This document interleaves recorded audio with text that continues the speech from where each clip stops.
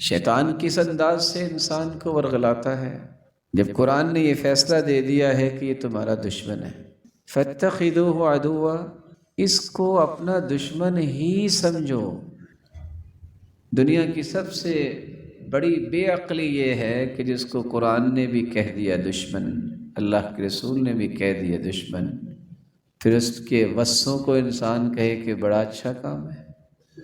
تو سب سے پہلے شیطان جو انسان کو وصفہ ڈالتا ہے اور اللہ اور اس کے رسول سے، دین سے اور قرآن سے دور کرنے کی کوشش کرتا ہے، اس کی سب سے بڑی کوشش یہ ہوتی ہے کہ کسی طریقے سے میں اسے مشرک بنا دوں یا اسے کافر بنا دوں۔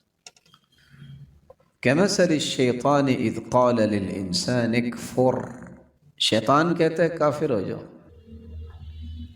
وہ کسی شخص کی شکل میں یا کوئی لیٹر تو نہیں لکھتا، دل میں وصفہ ڈالتا ہے، جس کی آج کل کیفیت کیا ہے؟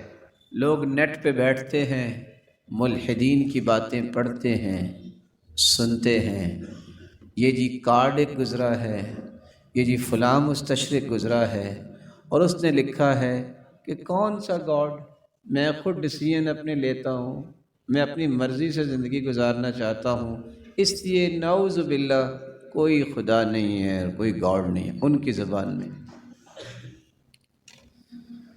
تو اللہ ذوالجلال کے انکار کا وصفہ ڈالتا ہے کہ بھی آپ کو نعوذ باللہ من ذالک اللہ نظر آتے ہیں، یہ تم نے کیا سوچ رکھا ہے؟ وہ انسان خود بخود ہی سارا کچھ کرتا ہے۔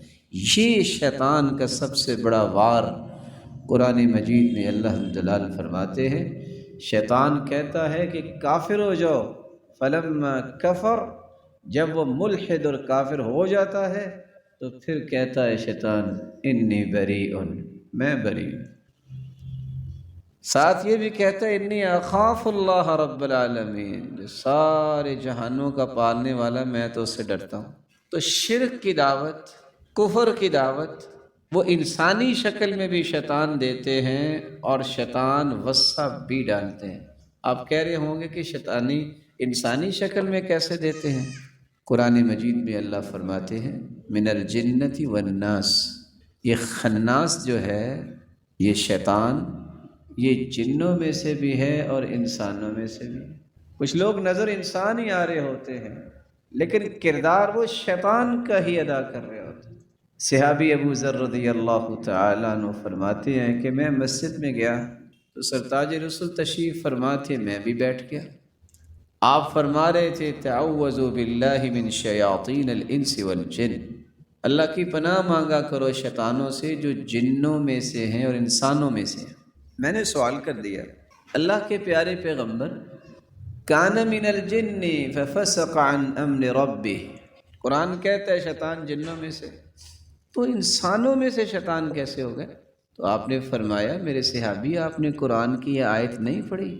وَكَذَلِكَ جَعَلْنَا لِكُلِّ نَبِيٍّ عَدُوًّا شَيَاطِينَ الْجِنِّ وَالْإِنسِ شَيَاطِينَ الْإِنسِ وَالْجِنِّ يُوحِي بَعْضُهُمْ إِلَى بَعْضٍ زُخْرُفَ الْقَوْلِ غُرُورًا۔